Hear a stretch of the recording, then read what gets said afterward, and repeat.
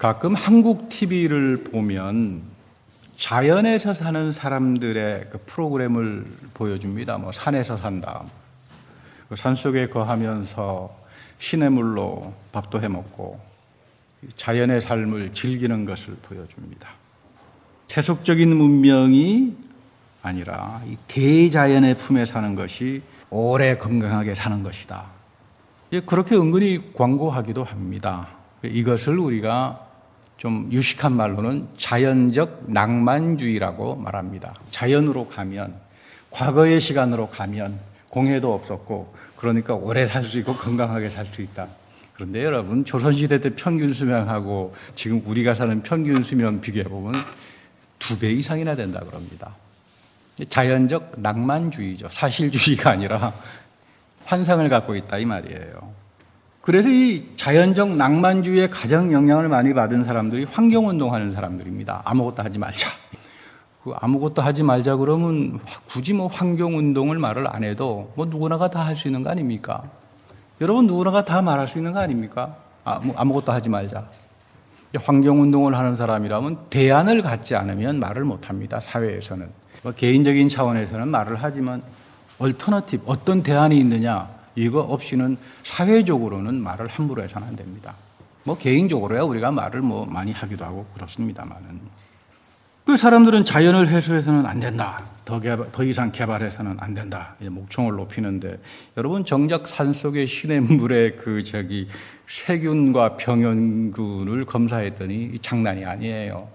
어떤 분은 한 끼에 생식과 채소만 하자, 뭐 고기도 먹지 말자 그랬다가 지금 이렇게 뼈만 남기도 하고요. 대표적으로 다이어트가 프랑스에서도 아주 그 열풍이 불어서 프랑스의 어떤 패션 모델은 얼마나 몸무게를 줄였는지 마치 아프리카의 비아프라에서 오신 분처럼 보여가지고 뼈만 남았어요. 곧 죽을 것만 같아서 프랑스 그 패션계에서 추방 퇴출을 시켰습니다. 당신처럼 반문명적인 사고를 가진 사람은 모델로, 특별히 프랑스적인 문명의 국가에서는 활동할 수 없다. 그래서 쫓겨났다는 사건도 제가 보았습니다. 최근에 어떤 한국의 그 진보좌파 사상가 내지 이론가라는 분과 대화를 하면서 참 그 어처구니 없는 일을 경험했는데, 이분은 대화를 하면서 시장과 분업이란 말만 나오면 이 목소리가 커집니다. 이 분업은 노동의 착취요, 시장은 다 노동을 착취하는 것이요, 그리고 대한민국의 임금 소득 성장이 매우 인간적인 정책이다. 아주 목소리를 높입니다. 틀린 말 아니죠. 모든 사람의 노동은 소중하고 귀한 것이다. 그러니까 이 임금 소득 정책은 아주 훌륭한 정책이다. 여러분, 노동이 소중하고 귀하다는 거에 대해서 토를 달 사람 아무도 없습니다. 그렇지 않습니까? 그건 뭐 누구나가 다 말할 수 있는 이야기죠. 국가가 최저임금을 자기 멋대로 정하면 고용인들의 삶이 성장하는 것이 아니라 추락합니다. 이건 경제학의 문법입니다. 좋은 예가 될는지 모르겠지만 여러분, 노동평등이라는 이름으로 파바로치라고 하는 유명한 성악가가 1시간 노래하는 해서 그래서 받는 아너라리움 급료하고, 죄송합니다만은 제가 1시간 노래를 불러서 받는 급료를 똑같이 준다 그러면 저도 그 똑같은 급료를 받으면서 죄송할 것 같아요. 아무리 1시간 똑같은 노동시간의 노동이라 그러지만 이거는 여러분 평등이 아니라 불평등 아닙니까? 경제나 사회나 정치나 강론도 들어가게 되면 우리가 생각하는 이런 것하고는 너무나 판이한 현실들이 담겨져 있습니다. 그래서 전문가들이 필요한 겁니다. 많은 사람들은 시장과 분업을 노동 착취다. 이거 여러분 완전히 잘못된 편견이죠. 심지어 이 진보좌파의 아버지라고 불리우는 칼 마르크스라고 하는 사람도 이렇게 말한 적 없습니다. 절대로 이렇게 말을 한 적 없습니다. 제가 그래서 시장과 분업은 인간의 노동을 착취하는 현장이 아니라 인간의 삶을 문화적으로, 보다 더 인간적으로 살게 해주는 문화적인 시스템이다. 이렇게 말을 했습니다. 그래서 제가 이분에게 물었습니다. 그러면 선생님은 집에 냉장고를 사용하지 않습니까? 그랬더니 아니, 내가 집에서 냉장고 사용하는 것하고 노동분업과 시장이 무슨 상관이 있습니까? 이러세요. 이쯤 되면 내가 이상한 사람인지 저 사람이 이상한 사람인지 황당해져 버립니다. 사람은요, 냉장고를 만들려면 여러 다양한 부품의 전문가들이 모여야 합니다. 공장에서 분업을 해야 합니다. 여러분, 분업을 하게 되면 전문성이 생겨요. 왜냐하면 기술이나 숙련이 안 된 엉터리 일꾼이 혼자서 냉장고 하나 만들어 보십시오. 그거 시장에서 사각이나 하겠습니까? 그리고 그 가격은 어떻게 매깁니까? 그러니까 여러분, 전문화된 기술자의 임금하고 초보 이 노동자의 임금은 1시간 다 귀중하지만 급료는 당연히 달라져야죠. 더욱이 이 전문화된 냉장고를 만들려면 자본이 투자가 되고요. 첨단 산업 기술이 적용이 되기 때문에 단순한 노동 가지고는 안 됩니다. 기술 혁신이 따라옵니다. 그리고 이 생산 방식의 모든 레셔널리제이션, 생산 합리화가 나타나고 광고가 나타나고요. 마케팅이 나타나고요. 굉장히 복잡합니다. 내가 무슨 땅 파고 노동해가지고 냉장고 만드는 게 아니다 그 말이에요. 그래서 뭐 예를 들어서 코스코에 가면 아프리카에서 만든 냉장고도 살 수 있고 미국산도 있고 일본산도 있고 한국산도 있고 중국산도 있다고 하면 저는 뭐 당연히 한국산 냉장고를 삽니다. 제가 무슨 애국자여서가 아니라 뭐 값이 적절하고 품질이 좋잖아요. 그만큼 그 말은 한국 물품이 미국으로 들어올 때 물론 관세에 대한 여러 가지도 있지만 굉장히 기술 집약적인 아주 전문화된 상품들이 들어오니까 우리가 사는 겁니다. 그래서 이 냉장고로 인해서 저는 음식을 보관하고 상하지 않게 음식을 먹으면서 건강하게 인간적인 삶을 유지합니다. 여러분들이 다 그렇지 않습니까? 좌파 진보 이런 것처럼 당신은 냉장고를 가지고 살면 안 되죠. 그 노동분업과 시장이 착취의 현장이라면서요. 착취하는 현장에서 나오는 상품을 가지고 자기는 나는 괜찮아 그러면 그거 이상한 사람 아닙니까? 요즘 우리가 사는 세상이 이렇습니다. 근데 여러분, 사회는 전문가의 지식과 권유로 만들어줍니다. 그래서 정치나 경제나 모든 영역에 전문적인 지식과 경험으로 훈련된 사람들이 정책을 결정하고 시민들의 삶의 자유와 삶의 질을 웰빙으로 가게 해주는 겁니다. 이것은 좌파든지 우파든지 상관이 없어요. 모두가 다 공동으로 생각하는 common good, 공동선입니다. 이 공동선에서 우파가 잘못 나가게 되면 또는 좌파가 잘못 나가게 되면 이거 큰일 나죠. 한 시민이라고 하는 건 여러분 공동선에 의해 가지고 가야 되는데 그래서 저는 좌파란 말도 아주 싫어하고요. 우파란 말도 참 싫어합니다. 저는 우도 자도 아니라 하나님의 말씀의 중심으로 가서 생명과 삶의 축복을 추구하는 신명기의 말씀을 목회자로뿐만 아니라 사회학자로서 제 좌우명처럼 여기고 죽을 때까지 전 살 겁니다. 우리가 성경을 배우면서 하나님의 말씀을 끊임없이 왜곡하고 선동하는 사람들을 만납니다. 근데 사도 바울은 이런 사람들 멀리하라. 여러분 성경을 읽다가 보면, 성경을 배우다가 보면 오른쪽으로 삐딱해가지고 성경을 읽는 분도 있죠. 그런가 하면 또 왼쪽으로 삐딱해가지고 성경을 읽는 분도 있습니다. 그런 사람들 많습니다. 저에게도 왼쪽으로 삐딱한 부분도 있고 오른쪽으로 삐딱한 부분도 있겠죠. 그러나 그것이 결정하는 게 아닙니다. 여러분 결혼이라고 요즘 대한민국에서 동성결혼이란 말을 쓰는데 그건 말부터 틀린 말이에요. 결혼은 여러분 종교적인 언어입니다. 하나님께서 창조를 하고 아담과 하와에게 가족을 줍니다. 예수님께서 가나의 혼인잔치에서 축복을 하잖아요. 그래서 marriage라고 하는 말은 종교적인 언어예요. 그런데 종교하고도 상관없는 사람들이 동성애끼리에서 동성결혼시킨다. 이 말은 전혀 틀린 말이죠. 동성결혼이라고 하는 말 자체가 성립이 안 됩니다. 그래서 미국에서는 civic union이라고 하죠. 시빅 카운티에 가가지고 유니온 해라. 결혼이라고 하는 말 자체는 종교적인 언어이기 때문에 왜 자꾸 교회에 와가지고 동성애 결혼하라고 하느냐. 그거는 기본적으로 틀린 말이다. 이게 요즘 미국의 입장입니다. 예레미야가 평생 걸쳐서 고민하고 싸움했던 게 이런 사람들이었습니다. 거짓 예언자죠. 예레미야 시대에는 미혹하는 사람들이 참 종교 지도자들이 대부분이 다 거짓말쟁이들입니다. 이들의 거짓말쟁이가 뭐냐면 하나님은 평화야, 하나님은 사랑이야, 염려할 거 없어. 온갖 죄 가운데 살면서 너희들 죄 신경 쓸 거 없어. 하나님 평화야, 하나님 사랑이야. 거짓 종교 지도자들이었죠. 그런데 여러분 곰곰이 말을 들어보면 이 거짓말쟁이들이 말이 맞잖아요. 하나님 사랑이잖아요. 하나님 여러분들의 평화 주잖아요. 그런데 강론에 들어가면 완전히 새빨간 거짓말쟁이가 되는 거죠. 마치 시장과 노동분업이 착취의 현장이다. 그러면서 자기는 유럽제 냉장고를 쓴다 그러더라고요. 제품이 좋으니까. 이런 식이다 이 말이에요. 시장과 노동분업이 착취하는 현장이라고 믿으면 냉장고 쓰면 안 되죠. 넌 자연에 들어가서 자연적 낭만주의자로 살아야 되죠. 오늘 이 우상숭배가 판치는 사회에서 이 거짓 예언자들이 죄에 대해서 염려하지 마라. 썩어가고 있는데, 죽어가고 있는데 더 열심히 죄짓고 더 열심히 은행을 즐기고 더 너멋대로 살아가라. 하나님 사랑인가 평화 아닌가? 다 용서하지 않는가? 이게 거짓 예언자들의 메시지입니다. 요즘식으로 말하면 가짜 뉴스고 가짜 복음이죠. 다른 복음이고. 그래서 하나님께서 하루는 예레미야를 불러요. 너는 예루살렘에 가서 심판을 전하라.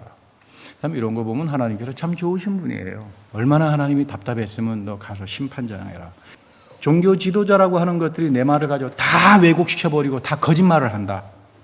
가서 너는 저 거짓말쟁이들하고 투쟁을 해라. 그래서 그 유명한 말씀이 예레미야 5장의 말씀입니다. 하나님이 예루살렘의 죄악으로 인해서 심판을 한다. 그런데 예루살렘 광전을 샅샅이 지져서라도 바르게 말하고 진실하게 말하는 사람들, 믿음을 가진 사람들, 의인 한 사람만 있으면 내가 이 예루살렘을 구원하겠다. 이런 축복의 말씀이 없어요. 그렇잖아요. 근데 하나님은 이데올로기에 속아 넘어가지 않습니다. 하나님은 인간들이 만드는 이데올로기에 이용당하지도 않습니다. 심판하시고 새롭게 하시고 바르게 만드시는 분이, 그러니까 여러분 립서비스 가지고는 우리가 하나님의 진리를 알지 못한다는 거죠. 그러면 예루살렘의 사람들은 자신들이 하나님을 멀리하고 자기는 죄악 가운데 산다고 생각했을까요? 전혀 그렇지 않습니다. 자기네는 굉장히 잘 믿고 하나님을 너무나 잘 섬긴다고 생각했습니다. 뭐 오늘도 마찬가지 아닙니까? 나는 너무도 하나님을 사랑해. 잘 믿고 사는데 하나님이 너는 의인도 아니고 믿음도 없어 하면 이것처럼 황당한 일이 어디 있습니까? 오늘 성경 공부 시간에 어거스틴의 유명한 기도를 배웠습니다만 하나님은 안에 계시는데 난 바깥에서 계속 돌아다니면서 하나님을 찾았습니다. 내가 너무 늦게 하나님을 만났습니다. 헛방질하고 살았다 이 말이에요. 우리 모두가 다 헛방질을 합니다. 그럴수록 우리가 하나님 말씀에 빛에 비추면서 어떻게 하면 내 삶이 하나님의 진리에 합한 자로 살아갈까? 여러분 이것이 회개고, 그래서 우리가 하나님 말씀을 읽는 거고 그런 거 아니겠어요? 우리 하나님의 말씀은 성경에서 다바르라고 말합니다. 다바르, 구약의 표현으로. 다바르는 말씀이 곧 행동이다 이런 말이에요. 입 따로 행동 따로 가는 것이 아니다 이런 말입니다. 하나님께서 빛이 있으라 그러니까 빛이 생기잖아요. 근데 하나님께서 빛이 있으라 했는데 빛이 안 생기면 어떻게 됩니까? 에게게? 이거 그렇잖아요. 하나님 거짓말 하시네 이렇게 되잖아요. 빛이 있으라 그러니까 빛이 생기잖아요. 이게 다바르예요. 하나님 말씀은 순종을 하지 않으면 그 능력이 우리에게 안 나타납니다. 그러니까 하나님 말씀을 읽는 사람들은 그대로 말씀대로 사는 사람이에요. 그래서 100%의 하나님의 능력을 체험하는 사람입니다. 이것이 다바르예요. 그러니까 여러분 말씀을 읽으면서 내 말 속에서 순종을 하고 실행을 하고 그렇게 살아가는 것이 곧 우리들의 믿음을 규정하는 거예요. 이렇게 살았던 사람들이 하나님 말씀에 대해서 절대로 의심하지 않죠. 내 삶 속에 살아있는데요. 하나님의 말씀이 진리로 살아있는데요. 그런데 예레미야 시대에 보면 이스라엘 백성들이 왜 이렇게 엉터리 엉망이 되고 말았을까? 당대는 공물제, 트리비터리 시스템이라고 그래서요. 공물제 사회입니다. 옆나라 강국인 애굽이나 또는 바벨론 사이에 껴서 조공을 바칩니다. 이런 사회, 뭐 우리나라 시대도 조선시대에 중국에 가서 조공 바치고 그랬잖아요. 이런 공물제 사회의 특징은 정치하고 종교가 가장 가깝게 유착이 됩니다. 요즘 현대사회에서는 경제와 정치가 이렇게 유착된다 그러는데 이 공물제 사회에서는 정치하고 종교가 유착이 됩니다. 그래서 굉장히 정치적인 우호관계를 맺는데 이스라엘 사람들이 애굽이나 바벨론에 가서 보니까 임금님을 태양의 아들이라고 부르고 뭐 우리 중국 그 임금님도 뭐 천자라고 불렀잖아요. 뭐 막 부르고 이 정치 권력으로부터 막 태양의 신으로부터 나온다 그러고요. 이 위대한 정치 권력은 뭐 태양의 신 또는 돌멩이나 나무에 새겨가지고 제사에서 사용하고 바벨론도 가서 보면 뭐 얼굴은 사랑받고 모양은 사자 같은 뭐 신을 섬겨놓고는 굉장히 종교적입니다. 정치 권력이 강하게 되면 반드시 종교가 어용화가 됩니다. 정치 권력을 받들어주는, 그래서 항상 정치와 종교는 유착이 됩니다. 이거 여러분 잘 봐야 됩니다. 그러니까 저 나라는 우리처럼 하나님이 있지 않아도 선진국인데 저렇게 화려하고 뭐 가서 보니까 뭐 술집도 많고 뭐 음행도 마음대로 뭐 그 여자들은 뭐 아무것도 아니고 막 제멋대로 가서 즐기고 놀아도 되고 이런 사회니까 그 이스라엘의 남성들이 얼마나 혹하겠습니까? 근데 우리는 말이야, 맨날 토라를 지켜야 되려면 뭐 여성들 약자들 보호하라 그러지, 여성들 보호하라 그러지, 어린아이들 보호하라 그러지, 이방인도 보호하라 그러지, 아주 성가셔 죽겠거든요. 그리고는 11조 내가지고 이 돈으로 또 사회적 약자 보호하라 그러지. 그러니까 나라도 그 당시 보면, 아니, 이렇게 살면서 우리가 정치적으로, 경제적으로 약할 거면 당연히 바벨론이나 애굽의 선진 문명 사상을 받아들이지 않겠습니까? 그러니까 신명기를 거들떠 보지도 않습니다. 그러니까 여호와 하나님 믿으면서 같이 갖다 놓는 겁니다. 여호와 하나님도 좋고, 애굽의 신도 좋고, 바벨론의 신도 좋고, 주렁주렁 갖다 놓고는 완전히 하나님의 말씀에서부터 떠나버린 삶을 살죠. 그러면서 우리는 잘 믿는 거야. 무슨 시대가 말이야, 신명기 때 준 시대하고 모세 시대하고 지금 우리 시대가 몇백 년이 차이가 나는데 그렇게 고리타분하게 말이 안 되는 거야. 문화가 달라. 리버럴주의자들이죠. 그래서 다 우상숭배에 빠져버립니다. 그래서 두고두고 성경은 정반대로 말합니다. 이방의 종교나 정치 권력 따라가지 마라. 그 길은 사망으로 가는 길이다. 예레미야의 이야기죠. 말씀으로 돌아가서 법을 지키면서 살라. 이 동아시아 사람들의 전통에서는 법 없이 사는 사람들을 굉장히 높게 평가하죠. 이 자연적 낭만주의 전통 때문에 그렇습니다. 그 사람은 법 없이도 살 수 있는 사람이야. 여러분, 법 없이 살 수 있는 사람 한 사람도 없습니다. 법의 보호를 받지 않으면 어떻게 삽니까? 근데 성경은 거꾸로 말하죠. 하나님의 법을 지키며 사는 것이 젖과 꿀이 흐르는 복된 삶을 사는 거다. 중요합니다. 야고보서 1장 21절에 보면 온유한 마음으로 여러분 속에 심어진 말씀을 받아들이라. 이 말씀이 다바르가 내 안에서 살아있으려면 온유한 마음을 가져라. 삐딱한 마음 갖지 말라 이 말이에요. 그럴 때 그 말씀 다바르가 여러분들의 영혼을 구원할 능력이 있다. 제가 여러 차례 말씀드립니다만 앞으로 성경에서 나오는 영혼 그러면 전인으로 보세요. 전인 구원을 말합니다. 나의 물질적인 삶과 영적인 삶이 말씀을 통해서 구원을 받는 거예요. 구원이라고 하는 것은 상당히 현재 진행형과 미래형으로 되어지는데 기독교는 여러분 굉장히 몸을 중요하게 여기는 종교입니다. 몸을 중요하게 여기기 때문에 결혼생활, 가정생활 굉장히 중요하게 여기잖아요. 이 몸이 다시 하나님의 성전이라 그러잖아요. 몸 따로 영혼 따로 있는 게 여러분 기독교가 아닙니다. 이 시편에 보면 이런 현재적인 고난과 아픔과 공경에서부터 생명을 건진 것을 구원이라고 말하죠. 이 은혜의 시편에 참 많이 나오잖아요. 힘들었던 가정의 문제가 잘 해결이 됐습니다. 또는 어려웠던 경제적인 삶에 참 내가 상상하지 못할 정도로 보이지 않는 선에 의해서 형통의 삶이 찾아왔습니다. 이거 영혼 구원, 전인 구원, 물질의 삶 모든 통틀어서 나의 전인적인 whole life, 웰빙의 삶을 살았다. 이걸 여러분 성경에서는 영혼 구원 또는 전인 구원으로 표현하는 거죠. 그래서 어떤 사람들이 이런 영혼 구원, 전인 구원을 누리며 사는가? 야고보는 단적으로 말씀을 행하는 사람이다. 다바르는 그냥 말로 끝나는 것이 아니라 행하잖아요. 하나님의 말씀은 나오면 행동으로 우리 눈에 보이잖아요. 빛이 보이고 죽었던 사람이 살아나고. 그러니까 이 권능과 능력을 체험하려면 말씀대로 살아라 이 말이에요. 그럴 때 너희들에게 상상하지 못하는 하나님의 권능이 나타날 거다. 그 말입니다. 요한복음 6장 32절에 보면 유대인들에게 예수님이 참 신비한 말씀하시죠. 너희 이스라엘 조상들이 말이야 광야에서 만나를 먹은 것은 모세 때문이 아니다. 하나님의 은혜다. 하나님이 주시는 빵은 하늘에서 내려와 세상에 생명을 준다. 세상에 생명을 줍니다. 이스라엘 백성은 광야 생활에서 굶은 적이 한 번도 없습니다. 발이 부르튼 적도 없어요. 독수리의 날개로 업어날랐다고 시편에서 표현합니다. 이사야에서도 이런 표현들이 자주 나오죠. 구원의 경험을 말합니다. 하나님에 대한 구원의 경험은 대단히 구체적인 것이고 내 삶의 한복판, 물질, 내가 몸을 가지고 살아가는 삶의 한복판 속에서 내 가정이, 내 경제적인 삶이 너와 내가 만나는 사람들 사이 속에서 하나님의 다스림과 하나님의 권능이 드러나는 게 다시 말하면 구원이에요. 믿음은 이 구원을 누리면서 살아가는 영적 능력을 말합니다. 죽어서 내 영혼이 천당, 여러분 이제 우리 더 이상 그런 말은 하지 말자고요. 우리가 죽었을 때 내 영이 살아나겠죠. 이렇게 살았던 구원의 현재성을 경험했던 사람들이 죽을 때 그분들이 예수 그리스도의 부활의 몸을 입고 몸의 부활의 영원한 생명으로 가지 않겠습니까? 여러분 그 복을 위해서 주어진 게 교회예요. 그러니까 교회는 평생 말할 수 있는 게 여러분들 죄, 생명, 은혜 이거밖에 없습니다. 다른 이야기 못합니다. 시편 91편은 이런 구원의 현재성을 참 잘 말해주죠. 가장 높으신 분의 보호를 받으면서 사는 너는 전능하신 분의 그늘 아래 머물 것이다. 이거 얼마나 좋은 표현입니까?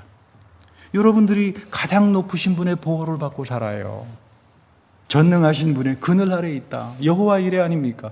섭리죠. 하나님께서 너의 삶을 예비해 주신다. 주님은 나를 사냥꾼의 덫에서 빼내주시고 죽을 병에서 건져주신다. 죽을 병에 걸렸다가 내가 살아났을 때, 야, 참 하나님께서 이렇게 생명의 하나님이로구나. 나쁜 사람들의 올무에 걸려서 고생해 본 사람들, 뒷담화에 가지고 정말로 음해를 당해봤던 사람들은 정말 이런 현장 속에서 하나님께서 기가 막히게 나를 그 악한 자들의 음해와 함부로 말을 하는 정죄에서부터 내 삶을 명예롭게 하고 보호해 주셨다. 그래서 주님의 진실하심이 하나님의 날개 아래서 나를 지켜주시는 방패와 갑옷이 될 것이다. 이거 여러분, 다윗은 늘 체험하고 살았겠죠. 다윗은 전쟁에 얼마나 많이 참가했습니까? 많은 승리를 거두었지만 주님이 나의 방패가 그리고 갑옷이 되어 주었다. 내가 싸움 잘해가지고 전쟁에서 이긴 것이 아니라 하나님의 은혜로 이겼다, 그 말이에요. 여러분, 이게 기독교인들이죠. 나의 것은 없습니다. 다윗이 얼마나 전쟁을 잘해가지고 대성을 거뒀지만 주님께서 나의 갑옷과 방패가 되어주셔서, 여러분, 전쟁터에서 밤이 되면 공포가 찾아옵니다. 내가 과연 적군과의 싸움에서 승리하고 생명을 건져서 무사히 집에 갈 수 있을까? 이 군인들의 가장 심각한 고민 아닙니까? 낮에 날아드는 화살을 맞고 죽어나가는 사람들이 부지기수인데 나는 어떻게 될까? 다윗이 아무리 날고 긴다 그러지만 날아와서 그냥 맞아서 죽는 데는 아킬레스건처럼 와서 화살이 날아와가지고 뒷발을 갖다 붙이면은 사람이 다 죽는 건데, 이거 사람이 어떻게 해볼 수 있는 게 아니죠. 하나님께서 나에게 방패가 되주셨다. 갑옷이 되주셨다. 이거 영혼 구원이고 이게 전인 구원입니다. 구원은 내가 살아가는 구체적인 삶의 현장에서 체험되는 겁니다. 이 사람들이 내 속사람이 살아나고 나는 죽어도 이제는 그리스도의 부활에 영원한 생명에 잇대어 살아갈 거다. 왜? 지금 내 안에, 여러분들 안에 부활의 예수의 생명이 살아있잖아요. 그렇지 않습니까? 저는 여러분들 생명이 다 살아있는 것처럼 보이는데 제가 잘못 봤습니까? 할렐루야. 이 생명을 가지고 살아간다 이 말이죠.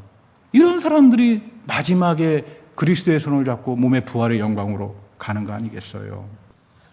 예수님께서 지금 그런 이야기 합니다. 내가 만나를 주는 거 단순히 영적인 게 아니다 이 말이에요. 너희의 전인적인 삶에 내가 함께 하겠다고 말입니다.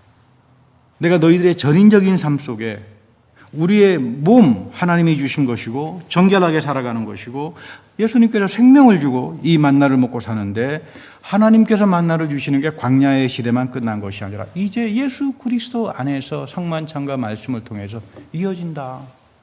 그러니까 여러분들이 여기에 순종하고 이 능력을 향유하고 이거 가지고 살아가면 되는 겁니다.